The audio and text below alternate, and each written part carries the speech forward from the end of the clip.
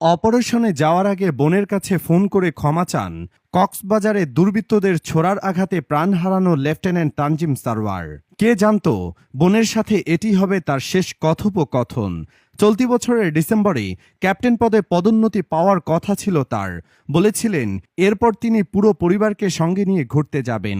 তবে এর আগেই দেশের জন্য পৃথিবীর মায়া ত্যাগ করলেন অকুতোভয় এই সেনা অফিসার। সেনাবাহিনীর এ মেধাবী কর্মকর্তার অকালে চলে যাওয়ায় তার পরিবারে শোকের ছায়া নেমে এসেছে। লেফটেন্যান্ট তানজিমের দুলাভাই দেশীয় একটি সংবাদ মাধ্যমের সাথে কথা বলেছেন। অশ্রুসজল চোখে দেওয়া ওই ইন্টারভিউতে তিনি বলেন, আমার শ্যালক আমার কাছে ছোট ভাইয়ের মতো ছিল। ছোট ভাইয়ের মতো করেই তাকে মানুষ করেছি।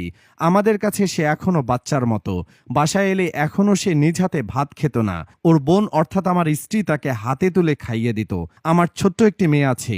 বাসায় এলেই তাকে সে কোলে নিয়ে বসে থাকত। তিনি আরও বলেন, 7 দিন আগে সে ঢাকা গিয়েছিল। আগামী মাসের 13 তারিখে তার কমান্ডো ট্রেনিংয়ে যাওয়ার কথা ছিল। ফোন করে আমার স্ত্রীকে সে বলে, আপু 13 তারিখে আমি কমান্ডো ট্রেনিংয়ে যাচ্ছি, আর ডিসেম্বরে আমি ক্যাপ্টেন হব। তারপর তোমাদের সবাইকে নিয়ে আমি ঘুরতে যাব। সামনে লেফটেন্যান্ট তানজিমের মিশনে যাওয়ার কথা ছিল। সে কথা উল্লেখ করে তার দুলাভাই আরও বলেন, কিছুদিন আগে সে ফোন দিয়ে আমার স্ত্রীকে বলে, আপু সামনেই আমার মিশনে যাওয়ার কথা, তোমার কি লাগবে বলো, তুমি যা চাইবে আমি তোমাকে তাই এনে দেব। নিজের শ্যালকের ব্যাপারে তিনি আরও বলেন, সে বিন্দুবাসিনী স্কুলে পড়ালেখা করত। এরপর সে পাবনা ক্যাডেট কলেজে ভর্তি হয়। সেখান থেকে পরবর্তীতে সে আর্মিতে জয়েন করে। 82তম বিএমএ লং কোর্সে ট্রেনিংয়ের পর 2022 সালে সে লেফটেন্যান্ট পদে পদোন্নতি পায়।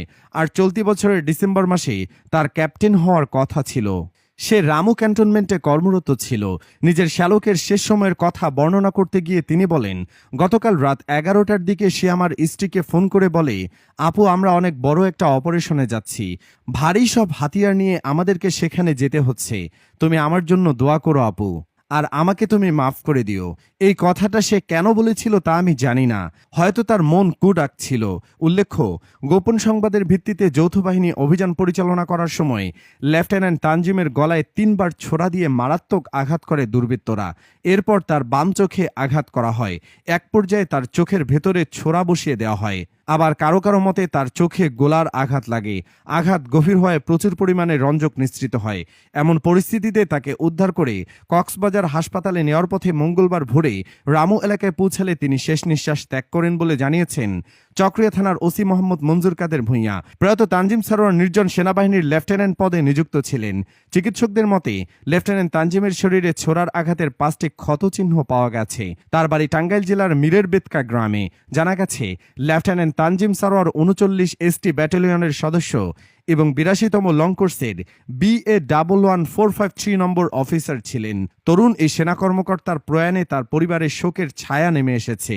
মা, পরিবারের অন্য সদস্য, স্বজন, বন্ধুবান্ধব ও এলাকাবাসী কান্নায় ভেঙে পড়েন। পরিবারের সদস্যদের সান্ত্বনা দিতে তার বাড়িতে ছুটে এসেছেন বাংলাদেশ সেনাবাহিনীর ঊর্ধ্বতন কর্মকর্তারা ও আশেপাশের মানুষজন। তার অকাল প্রয়াণে গভীর শোক প্রকাশ করেছেন স্বরাষ্ট্র উপদেষ্টা লেফটেন্যান্ট জেনারেল অবসরপ্রাপ্ত জাহাঙ্গীর আলম চৌধুরী।